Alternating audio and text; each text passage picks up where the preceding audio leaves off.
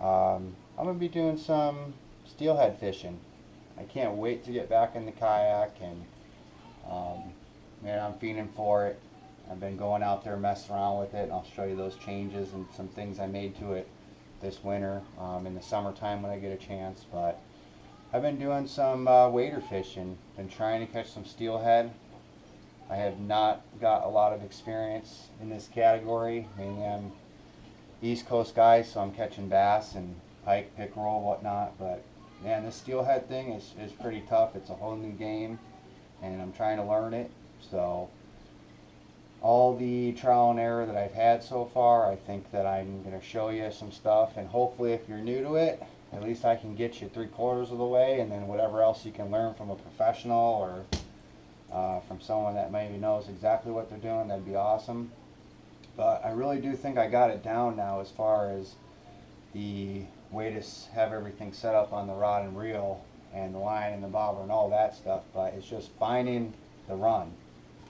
I went to the Kilchis River probably about a week before Christmas, and man, I just didn't even see a fish in the river. But I did see some people, from some professional people I follow on Facebook, and they were catching them in the Wilson River, closer to the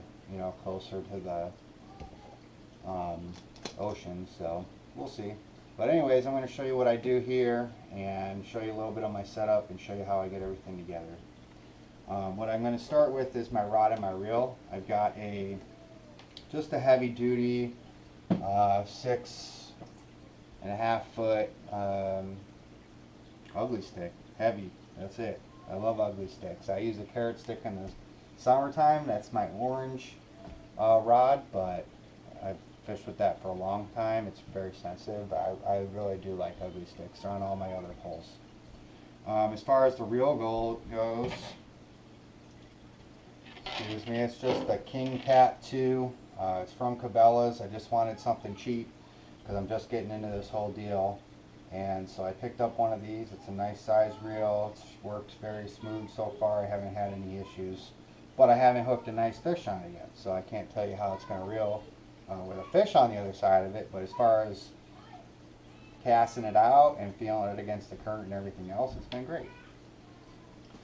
I've got 20-pound test braided line, and I'm going to be using a 25-pound fluorocarbon leader material. I've got the bobber, and it is a 3/4 ounce kind of foamy or rubbery bobber you get from Cabela's, okay? And then I'll also be using some swivels. You can get your standard old little swivels here, which I keep in my bass stuff, or I got some of these ones. They seem to work real well. And you want to make sure you have a swivel on there, because what happens is that bobber is going to be twisting and moving in that current. And if you don't have a swivel on the other side of it, and your hook's going to be also twisting up on you, and it's going to just make everything a mess on your reel. So make sure that you use a swivel at the end of it. I learned that the hard way. Okay. All right. So what I'm going to do is I start off. I've probably got about 18 inches of this fluorocarbon leader material right here. I know it's hard to see, and I'm always going to start off tying this on first. Okay, so I'm going to go ahead and put it on, and you want to make sure this is on really tight, really good. Go wet. Down. The last thing you want to do is have a really nice monster on, especially me. The first time I'm probably gonna, well, it's not the first time I caught one. I did catch one a couple years back, my first time, but that was using a spinner. That's like a musky spinner. I think I got lucky, even though they kept hitting it. Okay, so you want to make sure that's on there really good. I always keep a little small pair, like, I don't know, I get them from like the makeup section at Walgreens or whatever. You want to have a nice little piece, nice little set of scissors with you. Okay, so I'm going to cut that. We're good to go. The next thing you're going to do is you're going to thread your monofilament or whatever kind of line you use through the bobber. There's a hole on this side of the bobber. You want to thread it through there and then have it come out the bottom, okay? So obviously this is going to be facing upwards on the line. And we'll worry about the line here first. Actually, let me back up. The bobbers come with these little thread knots, thread stoppers, whatever you want to call them. Put that on first. Okay. Put that on first. And get a nice clean cut with the line, and then put it on your put it through your bobber here. Okay, and thread it all the way through. Alright, come out the other side. There we go. I'm going to take the other side of my leader, the one with the swivel on it. I'm going to go ahead and I'm going to tie that on there as well. The reason I tie it to the leader first is so I can tie my knot on both sides. It just makes it a little bit easier how I knot. Okay. Pull it through here.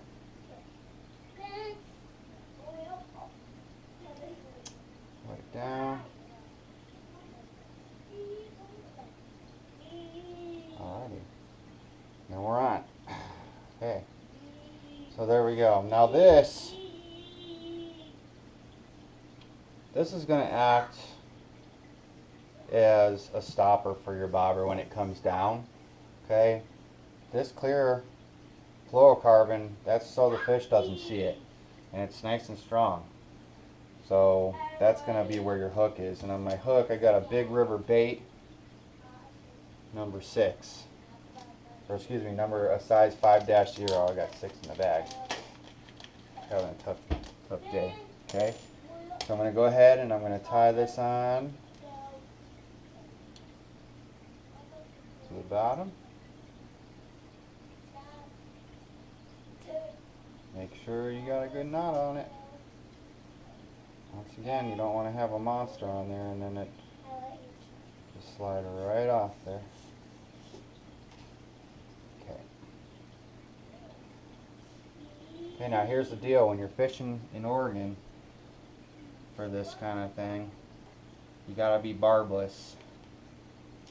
Single hook barbless. So what I'm gonna do,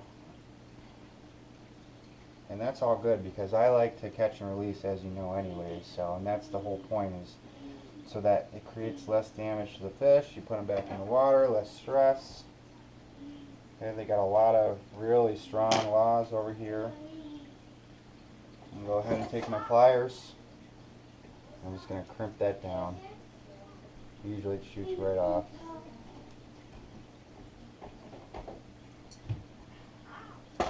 Okay, you want to crimp it right down so it's not there anymore. And trust me, your bait's still going to hold. Are you okay?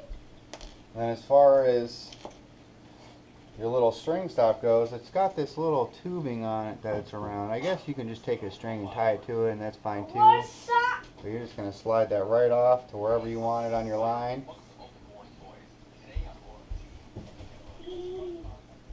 Okay, tie it on. Pull it tight. And what that does is that'll stop the bobber from moving all the way up the line on you. But it's not that strong, so when you get a nice fish on it, you'll be able to reel in without any issue, and that'll go right through your eyes on your eyelets on your rod.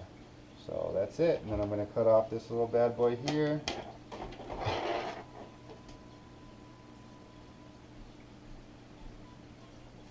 Without cutting my line. We're good. We're good. Alright, let's see it.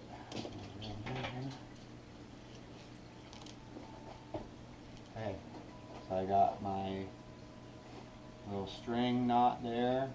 I got my bobber down my my braided line, I've got my swivel, I've got my monofilament, which ended up being probably about 14, 16 inches long, and I got my monster hook.